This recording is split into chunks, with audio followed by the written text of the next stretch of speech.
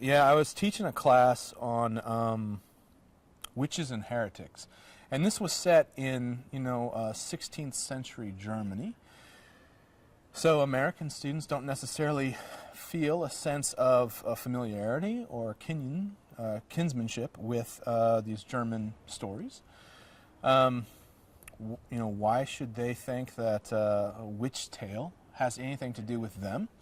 We were hearing stories about an old woman who gives someone a dirty look, and then the next day the cow dies, and so everyone knows she's a witch, and they're going to burn her at the stake. And my students were at first approaching that as in these were really functionally and fundamentally different people than me. They have nothing in common with me, and this isn't really about me. It's interesting because it's a curious and violent story, but it's not really informing me. So I began asking them, how many of you are athletes? Almost all the students had played some sport at some point in time. Baseball, basketball, football, it didn't really matter. All athletes have some kind of ritual that they do. The way that they tie up their cleats, when they step up to the base, they tap the bat a certain way. They put on one glove a certain way before they put on another. Some of them wear the same socks every single game. It doesn't matter. It's superstition, and we do it because something's out of our control. It's something that we want to do well at.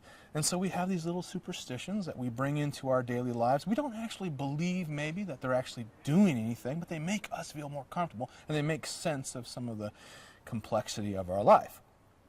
A number of my students even went on to admit, like one had a magic pencil because she had not studied for the math test, and yet with this pencil still managed to get great marks on the math test. She had deduced it was the pencil. Of course, this was somewhat tongue-in-cheek. She knew it wasn't the pencil at all, but it gave her a sense of having some control over things that she should have had otherwise in her control.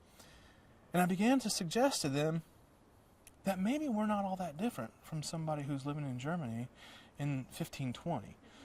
Somebody who's afraid of what might happen to their cow or what a terrible storm might bring. And so you begin to look around you for a way to control some of this chaos. And maybe you end up finding a scapegoat and declare someone a witch. That kind of superstition might at first seem to be not about us. But if you think about it another way, we bring superstitions into our lives in other ways. And so I was able to have that story not just be about witches and heretics, but to be about the kind of beliefs that we have as we try to make sense of our world, where I really try to bring my students to the original sources. I remember one time we were reading, again, this is a witches and heretics classroom moment, we were bringing a series of textual sources about one particular witchcraft trial in which a young girl had been given some soup for about 4 days. She'd been very uncomfortable on her deathbed, and finally she expired, and then they ended up killing the woman who had given her the soup. Well, CSI, the TV crime show, was very popular in the United States at the time, and so I decided to have CSI Indiana, because there we were at Indiana University. There was enough material in the report from the trial that you were able to deduce what actually had happened.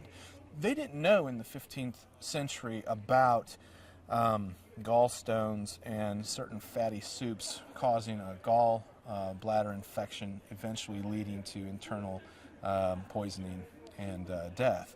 But there was enough information in this story that I ended up giving the story to a medical doctor who, upon reading it, said it's almost certainly that the chicken broth that the young lady consumed caused an inflammation of her gallbladder. This burst, and eventually it poisoned her to death.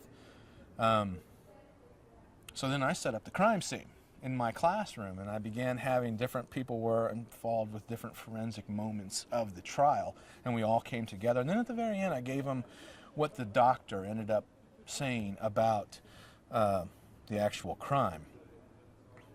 And what it allowed us to do is to realize that whenever you're so desperate to make sense of a world in which terrible things happen, you might reach conclusions that aren't necessarily justifiable. And although the gallbladder thing may not happen today, because we have a real good idea about these kind of things, there are other things like that that do happen, where we're desperate to make sense of something, like a terrorist plane going into a twin tower, and so we reach for perhaps a violent and very quick solution, or perhaps explanation for the event. So I was trying to suggest that violent and quick explanations aren't always the most thorough, and that we can see that in the past, and we can even see it in our present. And I think that was one way of using a very popular TV show to bring in an original document, and then also to have a comment about American society and again, a kinship of humanity